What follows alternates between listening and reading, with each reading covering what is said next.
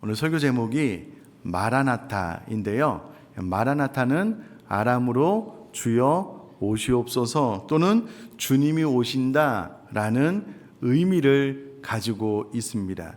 초대교회 성도님들은 서로를 바라볼 때마다 마라나타라고 인사하시므로 주여 오시옵소서, 주님이 오십니다 라고 인사를 하게 되었고요. 이와 같은 인사법을 통하여서 그들은 늘 주님의 재림을 소망하는, 기대하는 신앙생활을 했다라는 것을 알 수가 있습니다. 그러니까 초대교회 성도님들은 늘 이 마라나타라는 인사를 통해서 주여 오시옵소서, 주님이 오십니다 라고 서로에게 이야기를 함으로써 늘 그 머릿속에 주님이 다시 오신다, 주님 맞을 준비를 하고 신앙생활을 해야 되겠다라는 의식을 늘 가지고 있었다라는 겁니다. 이와 같은 것들을 기억하면서 오늘 본문을 좀 섬세히 찾아보도록 할 것이고요. 또 집중과 선택에 의해서 또 몇 가지는 집중하고 몇 가지는 좀 빼고 해서 오늘 베드로가 우리에게 전해주는 메시지를 마음속에 좀 잘 새기는 시간을 가지려고 합니다. 제가 10절 말씀을 다시 한번 읽어보도록 하겠습니다.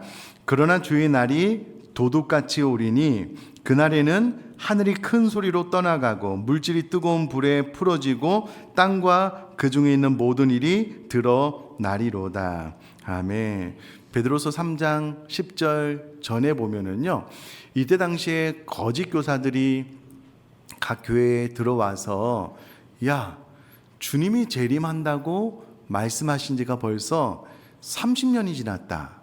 근데 주님 재림하시느냐 안 하지 않느냐, 주님 다시 안 오신다, 그러므로 우리는 허랑방탕하게 삶을 살아도 된다, 이렇게 해서 미혹하는 거짓 교사들이 있었고 이 미혹에 넘어가는 성도님들이 있었던 것 같아요. 그래서 베드로가 3장 10절에서 그러나 라는 말씀을 통해서 주님이 한 명이라도 더 예수 그리스도를 믿어 거듭나는 것을 소망하는 가운데 재림을 늦추셨는데, 그러나 반드시 주의 날은 도둑같이 온다라는 것을 베드로가 강조해서 이야기를 해주고 있습니다. 특별히 여기서 말하는 주의 날은 주님이 이 땅에 다시 오실 재림의 날이고요. 주님 다시 오시는 그날 믿는 자들은 영원한 천국에, 또 그렇지 않는 사람들은 심판을 행하게 되실 것입니다. 이 부분에 대해서 정확하게 이야기를 하고 있는데요. 사실 이 부분은 베드로가 처음 말하는 것이 아닙니다. 일찍이 예수님께서 누가복음 12장 39절에 이렇게 말씀을 하셨습니다. 너희도 아는 바니 집주인이 만일 도둑이 어느 때에 이를 줄 알았더라면 그 집을 뚫지 못하게 하였으리라. 정확하게 도둑이 어느 날 갑자기 오는데 주인이 그것을 알았다면 잘 방어했을 것이다. 너희들도 이와 같이 종말을 준비한 신앙생활을 해야 된다라고 예수님께서 말씀을 하셨고요. 사도 바울도 재림의 돌발성에 대해서 이렇게 이야기를 했습니다. 데살로니가전서 5장 2절 3절 말씀 보면은요, 주의 날이 밤에 도둑같이 이를 줄을 너희 자신이 자세히 알기 때문이라. 그들이 평안하다 안전하다 할 그때에 임신한 여자에게 해산의 고통이 이름과 같이 멸망이 갑자기 그들에게 이르리니 결코 피하지 못하리라. 그러니까 주님의 재림날이 갑자기 닥치게 될 것이다 라는 것을 예수님도 사도 바울도 전해주고 있다라는 겁니다. 특별히 예수님께서 도둑같이 갑자기 임할 것이다 라는 것은 아마 그때 당시에 많은 성도님들에게 잘 전해졌던 내용일 것 같고요. 특별히 예수님께서 여러 번 이 사실을 이야기를 하고 난 이후에 사도 요한이 요한계시록 3장 3절에서 또 이렇게 이야기를 했습니다. 그러므로 내가 어떻게 받았으며 어떻게 들었는지 생각하고 지켜 회개하라. 만일 일깨지 아니하면 내가 도둑같이 이르리니 어느 때에 내게 이르는지 내가 알지 못하리라. 그러면 이 사대라는 지역은요, 외부의 침략에 의해서 2번이나 함락당했던 곳입니다. 적국이 아크로폴리스의 절벽을 기어 올라와서 도둑처럼 뚫고 사대로 쳐들어왔기 때문에요, 그들은 2차례 외세에 정복당한 경험이 있습니다. 이런 소아시아 7교회 가운데 4대 교회에게 깨어 있으라 생각하지 않은 때에 도둑이 갑자기 들이닥치게 될 것이다 라는 말은 그들의 경험을 통해서 알고 있었던 바이기 때문에 아마도 마음속 깊이 새겨졌을 것 같습니다. 이와 같이 주님이 갑자기 재림하게 될 것이다 라고 명확하게 이야기를 하고 난 이후에 주님이 다시 오실 그때에 말세에 일어날 현상들에 대해서 몇 가지를 이야기를 해주고 있는데요. 3장 10절 중반절 이후에 보면은요, 그날에는 하늘이 큰 소리로 떠나가고 라고 기록이 되어져 있습니다. 여기서 베드로가 큰 소리로 라고 표현을 했는데요, 원어로 보면 로이제돈이라는 단어가 쓰여졌는데 이 단어는 신약 성경에 오직 이곳 한 곳에서만 나옵니다. 그래서 이 단어가 도대체 어떤 의미인가 잘 모르면 알 수가 없는데요, 그때 당시에 헬라의 문헌들의 이 단어들이 어떠한 용도로 쓰여졌는지 찾아보면은요, 공중에 화살이 날아가는 소리, 천둥 치는 소리, 불꽃 튀는 소리, 채찍질 내리치는 소리, 거센 물결이 흐르는 소리 등을 나타내기 위해서 이 단어가 사용되었습니다. 그러니까 이 모든 것들을 포함해서 말세에는 큰 소리가 나게 될 텐데, 그래서 럼비라는 사람은요, 베드로가 이 표현을 선택한 것은 여러 가지 두려움을 한마디로 종합하기 위한 것처럼 보인다 라고 이야기를 함으로써 베드로는 종말에 나타날 일을, 정말 이게 종합적으로 일어날 일을 이 한 단어를 통해서 어떻게든 좀 긴박성을 잘 표현하기 위해서 노력을 했을 텐데요, 그러나 이 큰 소리보다 더 심각한 것은 불로 이 세상이 사라지게 될 것이다, 7절에 이미 이야기를 하고 있는데요. 여러분, 사도 요한도 이사야 34장 4절 말씀을 빌어서 이렇게 이야기를 했습니다. 하늘은 두루마리가 말리는 것 같이 떠나가고, 여러분 여기서 떠나간다라는 말은 없어지다라는 말입니다.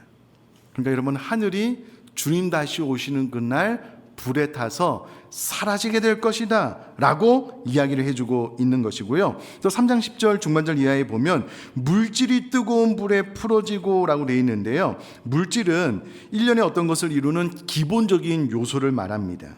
그리고 뜨거운 불에 풀어진다라는 말은요, 철저하게 해체된다라는 의미입니다. 그래서 이것을 붙여서 설명을 해보면 세상을 구성하는 모든 물질이 불에 타면서 해체될 것이다 라는 말씀입니다. 여러분, 종말론을 공부를 해보면 이 세상이 하나님께서 이와 같은 심판을 행하고 난 다음에 새롭게 해주실 것이다 라는 학설도 있고요, 오늘 이 원어가 말하는 것처럼 이 세상은 완전히 사라지고 새하늘과 새 땅이 임하게 될 것이다 라는 그런 학설도 있는데, 일단은 원어적으로 보면 이 세상을 구성하는 모든 물질이 불에 타서 완전히 해체될 것이다, 완전히 사라져버리게 될 것이다 라고 베드로가 명확하게 이야기를 하고 있습니다. 이어서 3장 10절 끝부분에 보면은요, 땅과 그 중에 있는 모든 일이 드러나리로다 라고 기록이 되어져 있는데, 우리 한글 개역 개정판은요, 주님 다시 오시는 그날 이 땅에서 행한 모든 일이 주님 앞에 발견되게 될 것이다, 드러나서 알게 될 것이다 라고 해석을 해놓고 있는데요, 그러나 이 원어를 보면 또 다른 해석이 얼마든지 가능합니다. 그래서 공동 번역은요, 이 구절을 이렇게 해석을 해놨습니다. 땅과 그 위에 있는 모든 것은 없어지고 말 것입니다. 그럼 킹 제임스 버전은요, 땅과 그 안에 있는 모든 것들이 타버릴 것이다 로 번역을 했습니다. 그러므로 공동 번역과 킹 제임스 버전을 합쳐서 이야기를 해보면은요, 세상을 구성하는 모든 물질이 불에 타면서 해체되어 버릴 것이고, 땅과 그 중에 있는 모든 것들은 타버릴 것이다, 다 없어지게 될 것이다 라고 이야기를 해주고 있다라는 겁니다. 그러니 주님 다시 오시는 그날에는요, 우리가 이 땅에 존재하는 모든 것들, 눈에 보이는 물질은요, 하나님의 심판으로 인하여 다 사라져버리게 될 것이다 라는 것을 이 베드로후서 말씀을 통해서 알 수가 있다라는 겁니다. 근데 여러분, 베드로가 이렇게 이야기를 하고 난 다음에요, 11절에 똑같은 사실을 반복해서 한 번 더 이야기를 하면서 교훈을 주고 있는데요, 11절 말씀 제가 읽어보면, 이 모든 것이 이렇게 풀어지리니, 사라지리니 너희가 어떠한 사람이 되어야 마땅하냐, 거룩한 행실과 경건함으로 라고 기록이 되어져 있습니다. 그럼 풀어진다라는 말은요, 10절에 나와 있는 단어와 똑같은 단어가 사용되어졌는데 다른 것은요, 이 단어가 11절에는 현재 시제로 사용되어서 심판이 임박했다라는 것을 알려주고 있습니다. 그러니까 임박한 심판이 다가오면 이 모든 이 세상을 구성하고 있는 물질은 다 사라져버리게 될 것이다 라고 이야기를 하고 있다는 겁니다. 근데 여러분, 이 말이요 12절에 또 나옵니다.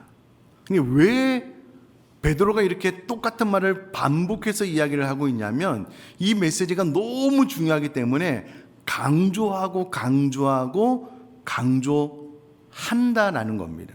왜 이렇게 강조할 수밖에 없냐면, 이때 당시에 이 서신서를 받는 수신자들이 주님 다시 오실 것을 생각하지 않고 이 땅에 있는 모든 것에 본인의 모든 마음을 다 쏟아 부음으로, 소위 말해서 물질 만능주의, 이 세상에 있는 모든 것에 가치를 두고 마음을 쏟는 신앙생활을 하고 있으니, 야, 너희들이 그렇게 이 세상의 전부인 것처럼 추구하고 갈망하고 얻기를 원하는 이 세상의 모든 물질은 주님 다시 오시는 그날 다 한 줌의 재로 바뀌어질 것이고 사라지게 될 것이다 라는 것을 여러 번 반복해서 이야기를 하는 거예요. 왜 여러 번 반복해서 이야기를 하면 그만큼 뿌리 깊이 물질 만능주의가 그들의 마음을 사로잡고 있는 거예요.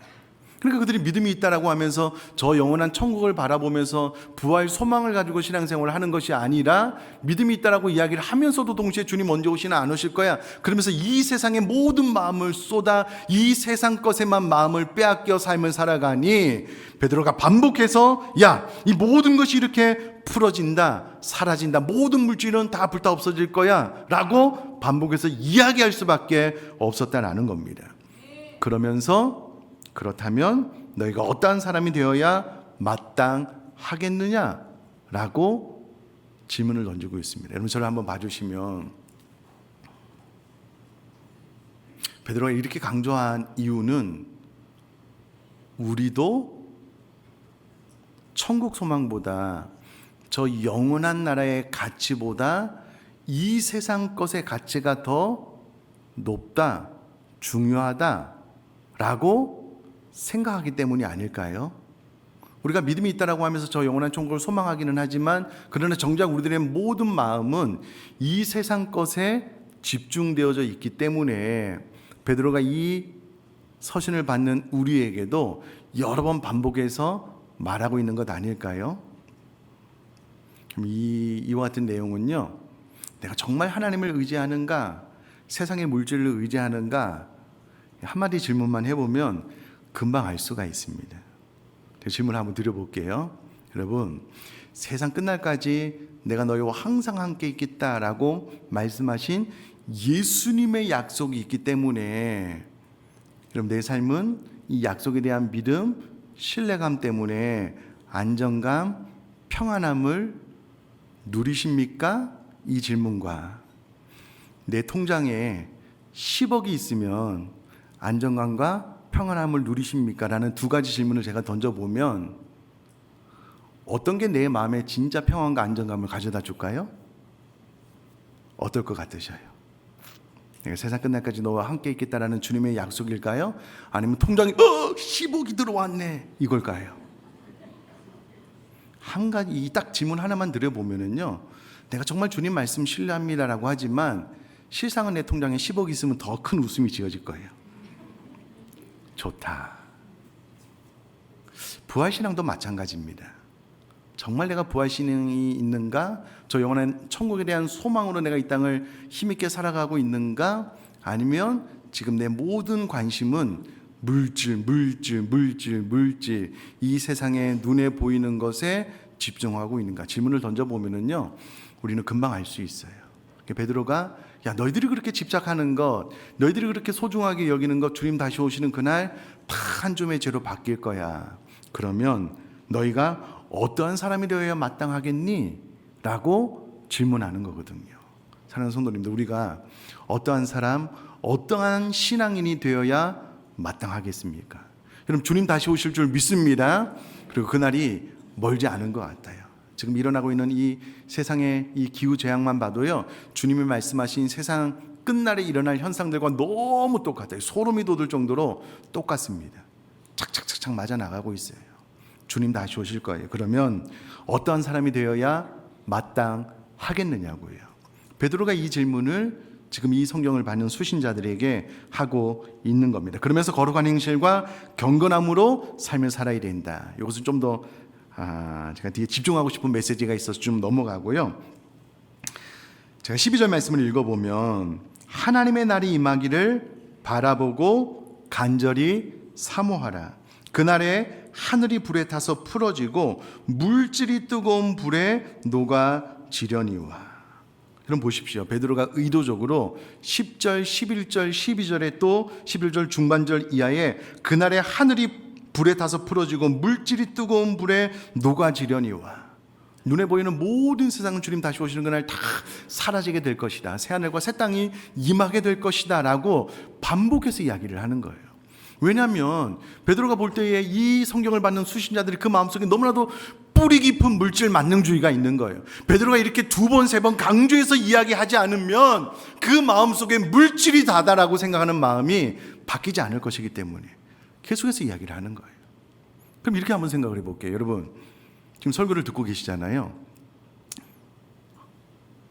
내 마음이 진짜 주님 재리를 바라보는 천국 신앙보다 이 땅의 것에 너무나도 많은 관심을, 그게 나쁘다는 것은 아니에요. 여러분 이 땅을 우리가 성실한 마음으로 살아가는 것, 그래서 하나님께서 우리에게 축복해 주신 것을 가지고 있는 것은 나쁜 것이 아닙니다. 그렇게 생각하시면 안 돼요. 그러나 중요한 것은 저 영원한 천국을 소망하는 것보다 이 땅에 대한 집착이 훨씬 더 강한 것, 그것이 문제인 거죠. 그것이 문제인 거예요. 그러면 내가 저 영원한 천국을 소망하면서 천국에 대한 가치를 바라보면서 신앙생활하는 것보다 물질에 대한 탐욕에 너무 사로잡힌 마음이 있는데, 여러분 지금 이 구절을 세 구절이나 읽었으면 내 안에는 물질 만능주의가 조금 부서지는 것 같으셔요? 약간 좀 사라지는 것 같으셔요? 그래서 내 마음이 점점, 내 시선이 저 영원한 천국으로 향해지는 것 같으셔요? 이게 어떤 분들은 되시지만은요, 어떤 분들은 잘 안 돼요. 이게 쉬운 문제가 아니거든요. 베드로가 지금 반복해서 강조하고 있는 이유는 그만큼 우리들의 마음이 완악해진 거예요.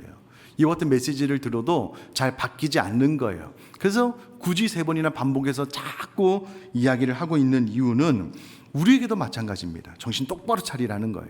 주님 다시 오시면 우리가 그렇게 애정하고 사랑하고 전부인 것처럼 가지고 있었던 그 모든 것들이 다 한 줌의 재로 변하고 사라질 거라는 거예요. 우리는 저 영원한 천국에 들어가게 될 텐데 어떠한 삶을 살아야 되느냐? 그러므로 3장 12절 앞부분에 보면은요, 하나님의 날이 임하기를 바라보고 간절히 사모하라라는 거예요. 바라본다라는 거는요, 바라보고 기다린다라는 거예요. 그러니까 소망 가운데 그날을 기다리는 삶을 살아야 된다라는 메시지고요. 간절히 사모하다라는 말은 이게 좀 번역을 이렇게 하면 더 좋을 것 같아요. 원어로 보면 재촉하다, 빠르게 하다라고 번역하는 것이 더 좋은데, 이게 무슨 말이냐면요, 여러분 우리가 선교학교를 통해서 배웠듯이 복음이 온 천한 만민에게 전파되어야지만 주님 다시 오셔요. 여러 가지 기상 이변을 통하여 주님 예언들이 지금 막 맞아떨어지고 있는데, 그러나 가장 궁극적으로는요, 이 땅에 복음이 다 전파돼야지만 주님 다시 오시는 거거든요. 그러면 주님 다시 오시는 날을 앞당기려면 우리가 무엇을 해야 되냐면 복음을 전파해야 되는 거예요. 선교해야 되는 거예요. 그 말입니다. 간절히 사모하다라는 말은 주님 다시 오실 날을 너희들이 기다리고 있다면 너희들이 열심히 거룩한 행실과 경건한 삶을 살며 복음을 전하기를 재촉하라는 거예요. 그래야지만 온 복음이 천하 만민에게 증거되어 주님 다시 오신다라는 겁니다. 자, 근데 이것도 핵심 메시지가 아니기 때문에 좀 넘어가고요. 자, 중요한 것은 10절 이하 11절 또 12절까지 반복적으로 그날에 하늘이 불에 타서 풀어지고 물질이 뜨거운 불에 녹아지게 된다. 그러니 여러분, 우리가 죽게 되면은요, 우리가 그렇게 열심히 막 일해서 벌었던 돈들, 뭐 소유들 아무것도 가지고 가지 못해요. 가지고 가지 못해요. 이것을 베드로가 꼭 좀 기억했으면 좋겠다. 그 모든 건 다 물거품처럼 사라지고 만다. 그러니 너희들이 저 영원한 천국 소망을 가지고 살았으면 좋겠다 이야기를 하고 난 다음에요, 또 13절은 또 이렇게 이야기를 합니다. 우리는 그의 약속대로 의가 있는 곳인 새하늘과 새 땅을 바라보도다. 그러니까 성도들이 새 하늘과 새 땅을 소망 가운데 바라봐야 되는데 그곳은 의가 있는 곳이라는 거예요.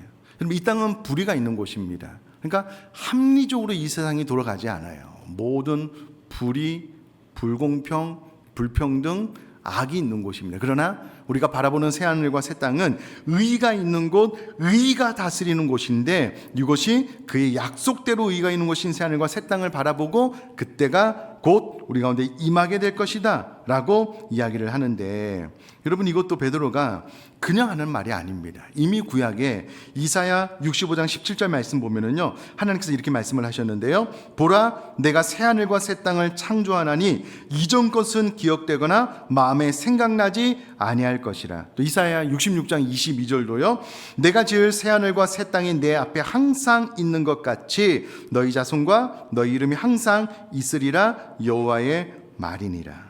그러니까 여러분, 베드로는 전혀 성경에 근거 없는 말을 하는 것이 아니고요, 구약 시대부터 철저하게 예언되었던 예수님께서 이 땅에 오셔서 이제 곧 종말이 오면 나타날 현상, 이 모든 것들을 취합해서 정확한 하나님의 말씀에 근거하여서 새하늘과 새 땅, 의가 있는 그곳이 바로 하나님의 약속대로 임하게 될 것인데 너희들이 모두가 다 그곳을 바라보는 신앙생활을 해야 된다라고 권면을 해주고 있다라는 겁니다.